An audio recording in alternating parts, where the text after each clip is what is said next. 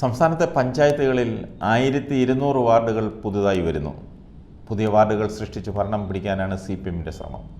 അടുത്ത വർഷം ഡിസംബറിലാണ് തദ്ദേശ തെരഞ്ഞെടുപ്പ് നടക്കുന്നത്. എല്ലാ തദ്ദേശ സ്ഥാപനങ്ങളിലും ഒരു വാർഡ് വീതം കൂട്ടാൻ സർക്കാർ ഓർഡിനൻസ് ഇറക്കും. ഇതിനായി തിങ്കളാഴ്ച പ്രത്യേക മന്ത്രിസഭാ യോഗം ചേരും. 1200 വാർഡുകൾ പുതുതായി രൂപപ്പെടും. ഭരണം പിടിക്കാൻ അനുകൂലമാകുന്ന പ്രദേശങ്ങൾ കൂട്ടിച്ചേർത്താണ് പുതിയ വാർഡുകൾ രൂപീകരിക്കുന്നത്.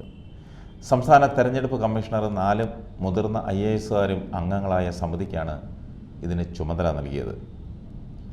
നടപടികൾ പൂർത്തിയാക്കാൻ 6 മാസമെടുക്കും. നിലവിൽ 1200 തദ്ദേശ സ്ഥാപനങ്ങളിൽ 21,865 ജനപ്രതിനിധികളുണ്ട്. അതിൻ്റെ കൂടെ ഈ 1200 അംഗങ്ങൾ കൂടി വരും. ഇവർക്ക് ഓണറേറിയം നൽകാൻ തന്നെ 5 വർഷം 67 കോടി രൂപ അധികം വേണ്ടിവരും.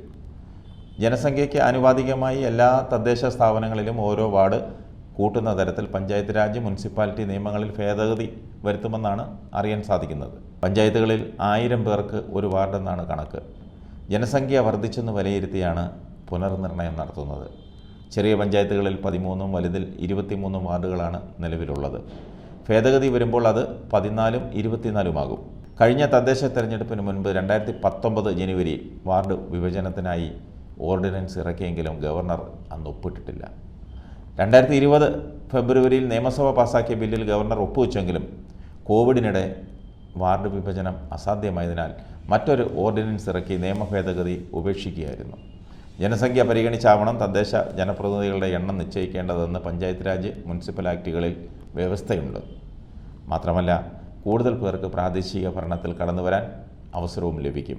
അതിലൂടെ വികസനത്തിൽ കൂടുതൽ ജനപ്രാതിനിധ്യം ഉറപ്പിക്കാം.